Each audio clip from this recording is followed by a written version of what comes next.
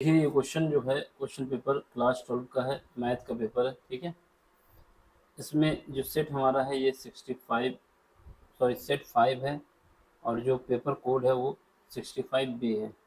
इसका सोल्यूशन हम कराने जा रहे हैं।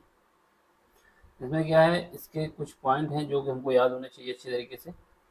पहले की जैसे कि हमको क्या है, पेपर पढ़ने के लिए 15 मिनट अलग से मिलेंगे, तो आपको जो टोटल टाइम दिया जाएगा वो 3 घंटे 15 मिनट, लेकिन उसमें से 3 घंटे में जो 15 मिनट हैं वो पेपर को समझने के लिए, क्या है इसमें क्या पूछा जा रहा है उसके लिए है। ठीक है, और आपको 10:30 बजे दिया जाएगा पेपर। इसमें क्या है, इसमें आपको 38 क्वेश्चन दिए जाएंगे। कितने क्वेश्चन? 38। और सारे पार्ट करने कंपलसरी है, यानी सब पार्ट को हमें करना है। इसके बाद जो 38 क्वेश्चन है उनको 5 सेक्शन में डिवाइड किया गया है, A B C D और E में। जो पहला सेक्शन ए है इसमें 1 से लेकर 18 तक क्वेश्चन है, 1 to 18 है। इसके बाद इसमें दो क्वेश्चन और हैं, पहला 19 और 20, यानी 19 और 20। इसमें क्या है, एसर्शन और रीजन का है। ये जितने भी सेक्शन ए में क्वेश्चन है वो 1 से लेकर 20 तक हैं। ठीक है, 1 से 20 तक हैं, यानी 20 नंबर का है, एक एक नंबर के सारे क्वेश्चन हैं। सेक्शन बी की बात करें, सेक्शन बी में हमारे 21 नंबर से लेके 21 से स्टार्ट होते हैं, 25 तक रहेंगे। ठीक, इसके लिए आपको 2 मार्क्स दिए जाएंगे। याद रखना कितने मार्क्स दिए जाएंगे, 2 दिए जाएंगे। इसके बाद नंबर आता है सेक्शन सी का। सेक्शन सी में 26 से स्टार्ट होगा, 31 तक जाएगा। ठीक है, इसके लिए एक क्वेश्चन में आपको 3 मार्क्स दिए जाएंगे। इसके बाद नंबर आता है क्वेश्चन सेक्शन डी का, जिसमें 32 क्वेश्चन है, 32 क्वेश्चन से लेके 35 तक क्वेश्चन है, यानी 32 32 नंबर से स्टार्ट होगा और 35 तक जाएगा। ये जो क्वेश्चन होंगे ये 5 मार्क्स के होंगे। ठीक है, इसके अलावा आपको दिया जा रहा है सेक्शन ई। सेक्शन ई में 36, 37, 38 तीन क्वेश्चन दिए जाएंगे, जो कि 4-4 मार्क्स के होंगे, 4-4 मार्क्स के होंगे। ठीक है, इसके अलावा आपको कोई अलग से चॉइस नहीं दी जाएगी, आपकी क्वेश्चन नंबर 6 करें कि 5 करें। हाँ, कुछ कंडीशन में छूट है कि सेक्शन बी में जैसे आपको 2 क्वेश्चन में दिया जाएगा कि ये कर लें या वो कर लें, आर लगा के। ऐसे ही सेक्शन बी में भी है, सेक्शन सी में है और सेक्शन डी में भी है, लेकिन सेक्शन ए में कोई गुंजाइश नहीं है। हिंदी मीडियम वाले इंस्ट्रक्शन पढ़ना चाहें तो पढ़ लें, सेम वही बात है जो हमने बताई है। अब आपको क्या करना है, पहले जो क्वेश्चन है हमको उनको सॉल्व करने हैं और उनका सोल्यूशन बताना है। ठीक है, पहला क्वेश्चन हम स्टार्ट करते हैं आज। पहला क्वेश्चन ये है कि हमको ये बताना है कि इफ ए मैट्रिक्स दिया गया है cos x minus sine x cos x, ये मैट्रिक्स है। तो आपको ये बताना है कि द वैल्यू ऑफ एक्स क्या होगी फॉर विच ए जो है हमारा आइडेंटिटी मैट्रिक्स बन जाए। तो हमें पता होना चाहिए आइडेंटिटी मैट्रिक्स क्या होता है। आइडेंटिटी मैट्रिक्स को आई से लिखते हैं और इसके मेन डायगोनल एलिमेंट क्या होते हैं, 1 होते हैं, और बाकी एलिमेंट क्या होते हैं, 0 होते हैं। ये लाइन बहुत इंपॉर्टेंट है कि मेन डायगोनल एलिमेंट 1 होगा, बाकी सब एलिमेंट 0 होंगे। मेन डायगोनल एलिमेंट में क्या आएगा, 1 आ जाएगा, 0 आ जाएगा, बाकी 0 और 1। ये हमारा आइडेंटिटी मैट्रिक्स है। जितने ऑर्डर का ये दिया हो, ये 2x2 का है। ऑर्डर कैसे जानते हैं, किसी मैट्रिक्स का ऑर्डर निकालने के लिए उसकी नंबर ऑफ रो और उसके नंबर ऑफ कॉलम गिना जाता है। रो क्या होती है, A1 A2, ये मैट्रिक्स हमारे पास B1 B2। अगर इसका हॉरिजॉन्टल मूवमेंट होगा तो हमारा R1 हो जाएगा, यहाँ पे होगा तो ये R2 हो जाएगा। वही वर्टिकल मूवमेंट होगा तो ये C1 हो जाएगा और यहाँ पे हो जाएगा तो C2 हो जाएगा। तो यानी जब हॉरिजॉन्टल चलेंगे तो रो कहलाएगा, वर्टिकल चलेंगे तो कॉलम कहलाएगा। तो ठीक है, ये 2x2 ऑर्डर का, तो ये हमारा 2x2 ऑर्डर का होना चाहिए। अब x की वैल्यू क्या रखें कि यहाँ पर 1 आ जाए। तो हमको ये पता है cos 0 की वैल्यू कितनी होती है, cos 0 की वैल्यू 0 होती है, सॉरी cos 0 की वैल्यू 1 होती है। इसका मतलब क्या होगा, यहाँ पे 1 आना चाहिए। ठीक है, तो 1 आना चाहिए, तो ये 1 आना, ये कब 1 आ सकता है, जब हमारे पास एंगल की वैल्यू कितनी हो, थीटा की वैल्यू, यानी यहाँ पर थीटा की जगह x है तो x की वैल्यू 0 होनी चाहिए, तो ऑप्शन सी। ठीक, अगला क्वेश्चन है, आपको ये बताना है कि इफ ये है हमारे पास स्क्यू सिमेट्रिक मैट्रिक्स। क्या है, स्क्यू सिमेट्रिक मैट्रिक्स। तो आपको ये बताना है कि ए बी की वैल्यू क्या होगी। ठीक है, तो सबसे पहले हम जो मैट्रिक्स गिवन है उसका ट्रांसपोज निकाल लेंगे। ट्रांसपोज ऑफ ए यानी ए डैश या कहें ए टी कहें, ठीक, निकाल लेंगे ट्रांसपोज, निकालो। इसमें क्या किया जाता है ट्रांसपोज में, जो मैट्रिक्स गिवन है उसकी मैट्रिक्स के रो को कॉलम में और कॉलम को रो में बदल दिया जाता है। इसमें कितनी रो है, 3 रो हैं, ये R1 है, ये R2 है, ये R3 है, ठीक है। यहाँ पर C1 है, ये C2 है, ये C3 है। यानी जब हॉरिजॉन्टल मूव करेंगे तो R1 की लाइन आ जाएगी, जब वर्टिकल मूव करेंगे तो कॉलम की लाइन आ जाएगी। तो अब ट्रांसपोज निकालने के लिए कॉलम को रो में बदल देते हैं, पहली रो क्या या फिर रो को कॉलम में बदल देते हैं। पहली रो में क्या एलिमेंट है, 0 है, 5 है और 7 है, तो हम इसको कॉलम बना देंगे। यहाँ क्या बताएंगे, 0, 5 माइनस का 7, ठीक है।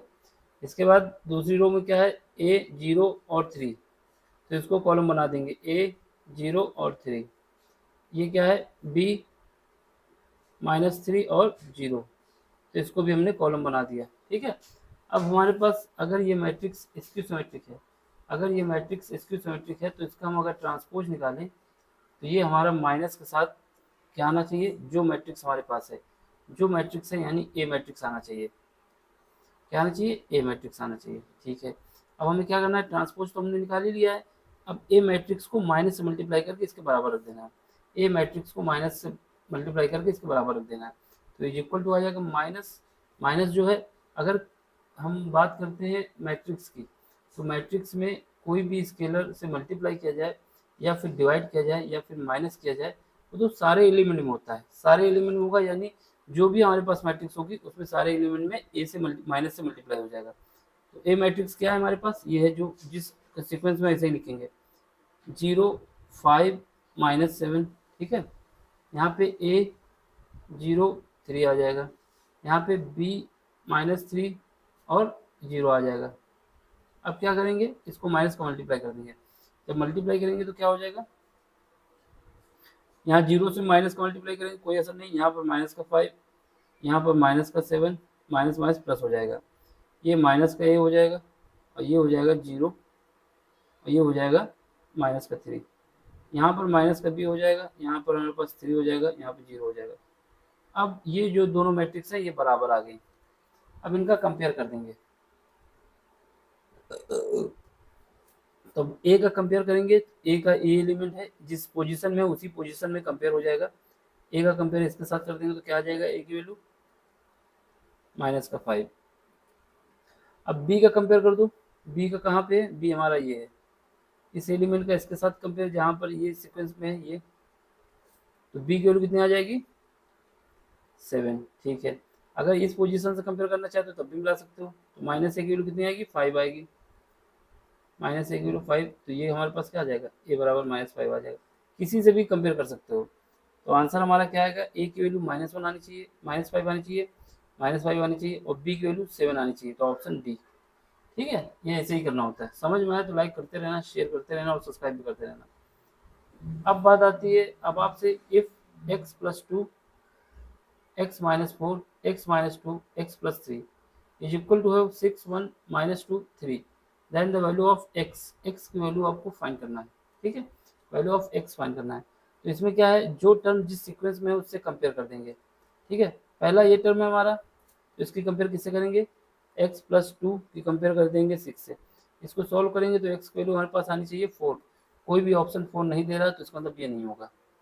अब इसके बाद क्या है, दूसरे टर्म को लेंगे, ये वाला x - 4 ले लेंगे, x - 4 की कंपेयर कर देंगे -2 से, यहाँ से x की वैल्यू हमारे पास आ जाएगी, जब सॉल्व करेंगे तो 2 आ जाएगी, तो ऑप्शन हमारा बी मिल गया फिलहाल के लिए, तो ये बी हो सकता है। इसके बाद और मिला लेते हैं, इस वाले टर्म को इसके साथ कंपेयर करते हैं, x - 2 = आना चाहिए 1, यहाँ x की वैल्यू आनी चाहिए 3, जो कि नहीं है, तो ये भी नहीं आ पाएगा। इसके बाद एक और मिला लेते हैं, इस वाले टर्म को x + 3 = 3 आना चाहिए इससे, तो यहाँ x की वैल्यू 0 आनी चाहिए, तो ये भी नहीं आ रहा, तो ऑप्शन हमारा बी हो गया, काम आगे बढ़े। अब हमसे कह रहा है कि इफ एक मैट्रिक्स दिया है, इस मैट्रिक्स को मान लेते हैं ए है, एक मैट्रिक्स दिया है बी, ये बी मान लेते हैं, और x की वैल्यू आपसे पूछा है कि मैट्रिक्स x की वैल्यू क्या होगी, ठीक है।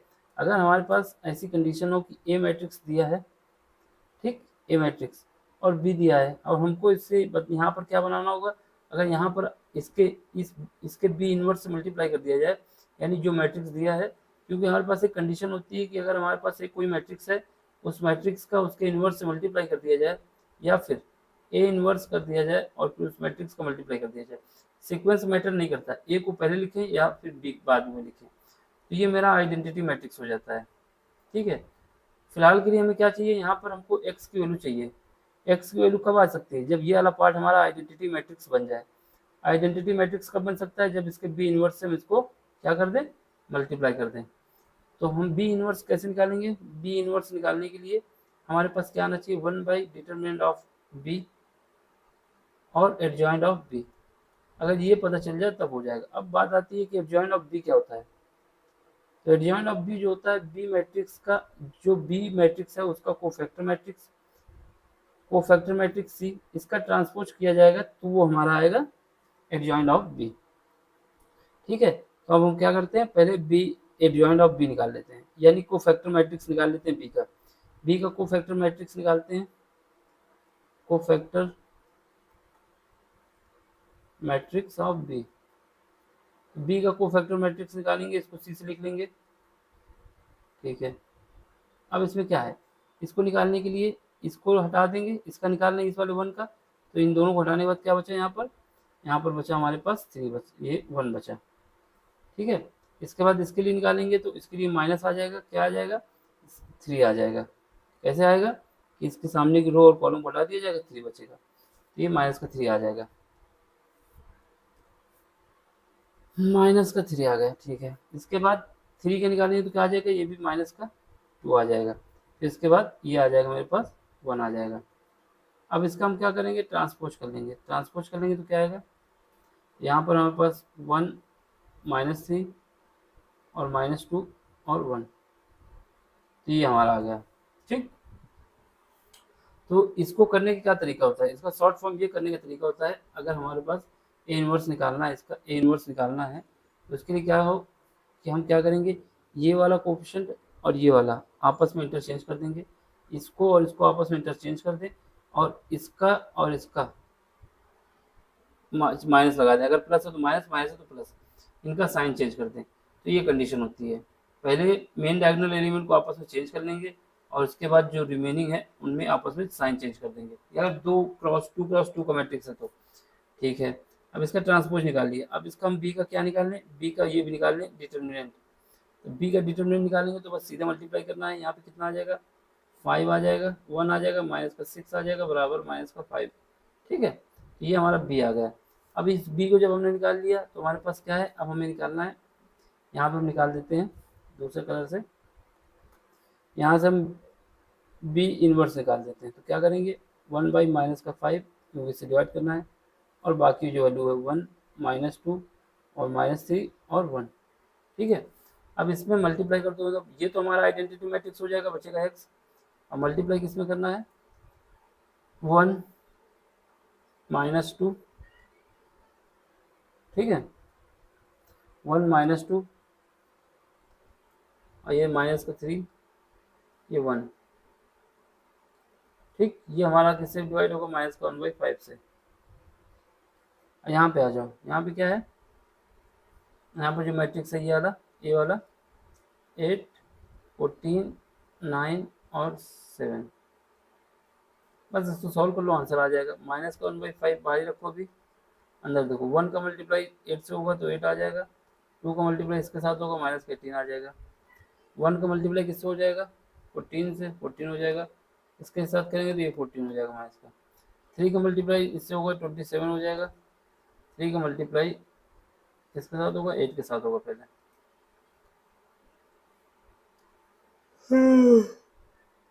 सॉरी, फिर इसके बाद 1 का मल्टीप्लाई इसके साथ होगा माइनस का 9 आ जाएगा। ठीक है, ये माइनस का है, और हाँ सॉरी, ठीक है, सही है, सही है, माइनस का 24 है, ये प्लस का आएगा, हाँ अब सही है, ये प्लस का आएगा। इसके बाद माइनस का 42 प्लस का 7, इसको सॉल्व करेंगे कितना आ जाएगा, माइनस का 1/5 तो वही रखो अभी, यहाँ पर 10 बचेगा वो भी माइनस का, यहाँ 0 बचेगा, यहाँ पर माइनस का 15 बचेगा, यहाँ पर कितना बचेगा, माइनस का 35 बचेगा।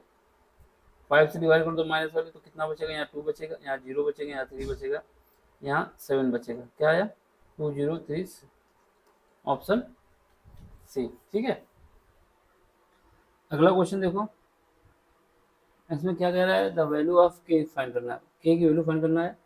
अब के की वैल्यू फाइंड करना है, लेकिन फंक्शन हमको बता दिया गया है कि कंटिन्यूअस है। अगर कोई फंक्शन कंटिन्यूअस है तो उसकी कंडीशन क्या होती है, अगर कोई फंक्शन कंटिन्यूअस है तो उसकी कंडीशन ये होती है कि उसकी लेफ्ट हैंड साइड की लिमिट से माइनस के साथ अगर करते हैं एच है, अगर ये एफ एक्स बराबर होना चाहिए limit of right hand side यानी h plus f of x, और ये बराबर होना चाहिए एफ ऑफ एक्स। ये तीनों कंडीशन सेटिस्फाई होती है तभी हमारे पास कंडीशन हो पाती है इसकी। ठीक है, तो ये हमें पता होना चाहिए। ठीक, हमको चेक करना है x is equal to minus pi by 3 के लिए, x is equal to minus pi by 3 के लिए इस कंडीशन को चेक करना है हमको। तो क्या करेंगे, कोई भी एक कंडीशन ले लें, हम पॉजिटिव वाली लेंगे तब भी, नेगेटिव वाली लेंगे तब भी, इसको फंक्शन के बराबर कर देंगे। क्यों, इसमें बोल दिया है कि फंक्शन जो है हमारा कंटिन्यूअस है। तो यहाँ पर क्या आएगा, √3, यहाँ से cos x plus sine x divide में कितना आ जाएगा, 3x प्लस पाई बाई 4। यहाँ पे क्या आ जाएगा, लिमिट, कौन सी लिमिट है, x tend to pi by 3 plus लगा लेते हैं। ठीक है, इसके बाद जो फंक्शन हमारा x बराबर माइनस पाई बाई 3 पे है वो कितना है, ये k के बराबर है, तो इसको k के बराबर कर देंगे। अब ये वाला फंक्शन जो है इसको एल हॉस्पिटल रूल का यूज करेंगे। एल हॉस्पिटल रूल ये कहता है कि जो ऊपर वाला फंक्शन है उसका अलग डिफ्रेंशिएशन किया जा सकता है, और जो नीचे वाला फंक्शन है उसका अलग डिफ्रेंशिएशन किया जा सकता है। ठीक है, एल हॉस्पिटल रूल ये कहता है कि अगर हमारे पास एल हॉस्पिटल रूल लगाना चाहते हैं, एल हॉस्पिटल नाम ही इसका एल हॉस्पिटल है।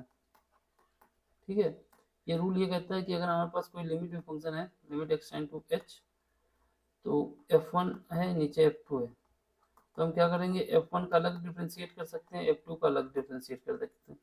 यानी दोनों का ये कॉम्बिनेशन नहीं होगा कि हम यही मेथड यूज करें कि dy बाई डी एक्स वाला, कि दोनों फंक्शन डिवाइड में न्यूमरेटर में और डिनोमिनेटर में, तो इसमें अलग अलग भी कर सकते हैं, उसी का यूज करेंगे। तो इसका जब यूज करेंगे तो क्या आ जाएगा, यहाँ पर limit x tend to pi by 3, ये आ जाएगा मेरे पास √3। ठीक है, यहाँ पे आ जाएगा क्या, √3, इसके ये जो वैल्यू आ जाएगी मेरे पास माइनस, क्योंकि cos x का डिफरेंशिएशन माइनस साइन एक्स हो जाएगा, साइन एक्स। यहाँ पे क्या आ जाएगा, यहाँ पर आ जाएगा साइन एक्स का प्लस cos x। ठीक है, प्लस cos x, ये हमारा आ जाएगा 3, ये बराबर k होगा, क्योंकि k से कोई मतलब नहीं है, फंक्शन अलग था। अब इसको जब सॉल्व करेंगे, लिमिट रख देंगे यहाँ पर, तो क्या आएगा, √3 pi by sine pi by 3 की वैल्यू होती है √3/2, और यहाँ पे आ जाएगा 1/2, डिवाइड हो जाएगा 3 से, ये बराबर के। यहाँ से 3 हो जाएगा, 3 और 1, और यहाँ से जो डिवीजन हुआ वो 2 × 3 हो गया। ठीक है, ठीक है, ये 1 है, पावर नहीं है, ये 4 हो जाएगा, और 2 × 3 हो जाएगा, तो ये सॉल्व करेंगे 2/3 आ जाएगा। 2/3 किसी ऑप्शन में है, तो ये हमारा ऑप्शन जो है 2/3 ए पार्ट। ठीक, अब इसके जो आगे क्वेश्चन वो अगले लेक्चर में कराते हैं, थोड़ा जमाई आ रही है। ठीक है, तो आगे मिलते हैं, थैंक यू फॉर वॉचिंग।